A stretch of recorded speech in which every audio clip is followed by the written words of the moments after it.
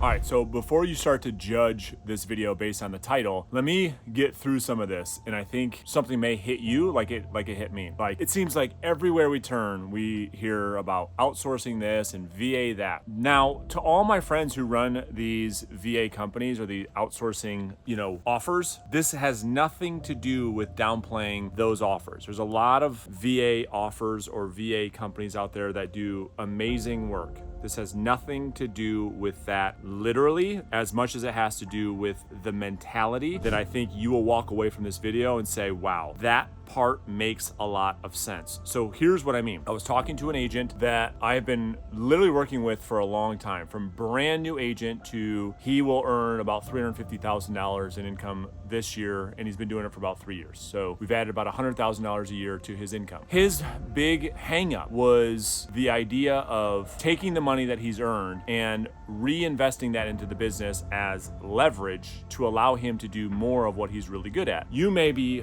watching this video saying, what is it about that he doesn't understand? Because clearly that makes a lot of sense. If you have the money, you can reinvest the money and then leverage your time, and now you have more time to do what you're good at to make more money. Yes, however, easy said, hard to do, because logically we can make sense of it. Emotionally, I think a lot of times people have a hard time with this. So the mentality that we have in the real estate space is, this is the issue. We want to outsource certain aspects of our business, get amazing results, and pay nothing for it. That's our mentality. And it goes a lot deeper than that too, because price, the amount of money you pay for something is like, that's just, the price is what you pay. The value you get in return is something completely different. These two things, I think a lot of agents have it way screwed up. Let me explain what I mean. So let's just take the idea of hiring an assistant. All right. So I think most people understand the concept and the value and the why behind why they would want to leverage and hire an executive assistant. But the idea or the thought of hiring somebody, maybe local in person, they think, oh my God, that's a big expense. I can't afford that. They have all these limiting beliefs. So they say, okay, well, what's the cheapest way? You understand what I just said? What is the cheapest way I can check this box? Not what is the strategy I can use to get the best result. What is the thing I can do? How can I check this box with paying the least amount of possible? Not how can I implement this strategy to get the best result for my business?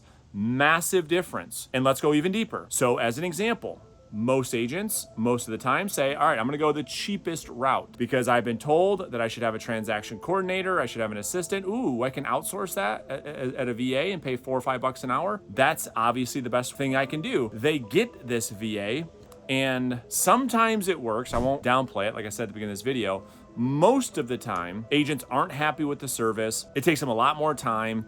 It takes a lot away from their business, and not only did it not help their business, in many cases it actually hurt their business because they want to go the cheap route. Then the other route, the other thing to consider is, well, what if you just use the same amount of money that you would outsource a virtual assistant and you hired somebody in person part-time, so same dollar amount. Let's just say it's $2,000 a month to outsource a VA. What if you got a part-time assistant, 15 to 20 hours a week at $2,000 a month? My own experience, both in my own business and with agents that I actually coach, is you will get so much more output from that person in person sitting right next to you than outsourcing. That's not the whole story. That's just one consideration, because if it's about price, you're going to get what you get. But if it's about value, then there's a more strategic way to look at this. That's not the whole issue. The bigger issue with this outsource VA mentality is because the agent says, well, I've got to work on this, I've got to work on this, I've got to work on this. What they don't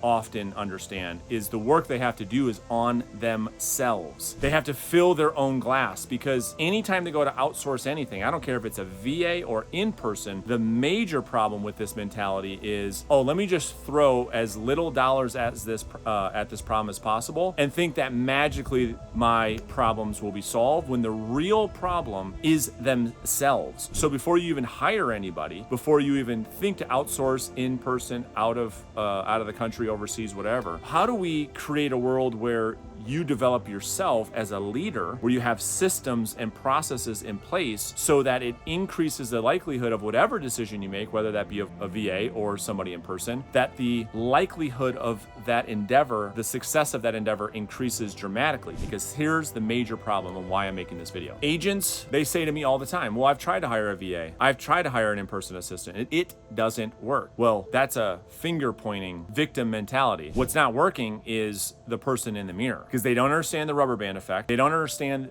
their responsibility in hiring somebody to get leverage. They think they can just put out a credit card or just pay somebody a salary and think that magically this person's going to come out of the box and go and fix and save them from all their problems. And it just doesn't work that way. So instead of being quick to jump on an offer because it's cheap, I can check this box. I can hire an assistant, I can hire an ISA, I can hire a transaction coordinator, and it's cheap. Well, price is what you pay, value is what you get. If it's cheap and it doesn't help your business, there's a massive cost to that. So that's the first consideration. The second consideration is, before you think about outsourcing cheap, what's better for the business? How do I solve the problem for the business? Instead of putting a Band-Aid on this thing, perhaps what you might find is I'm going to allocate the same budget as I would with a VA, as I would a part-time in-person human being that I can develop, that can be with me for a long period of time. So I solve the actual problem. I'm not just putting a Band-Aid on this part of my business. And then I can grow with this person over time, and they can grow with me into something more full-time. And then thirdly, more important than both of those first two things, is what are you doing to fill your own glass to put yourself in a situation where you even think about hiring another human being? You know, the first step, as Socrates says, is like, in order to lead anybody else, we first must lead ourselves. And so is your business in a place, and are you in a place where you have enough maturity, where you've gotten over your ego in order to hire another human being, where you could provide them a great onboarding experience, so in return, they can deliver actual value to the business? You understand that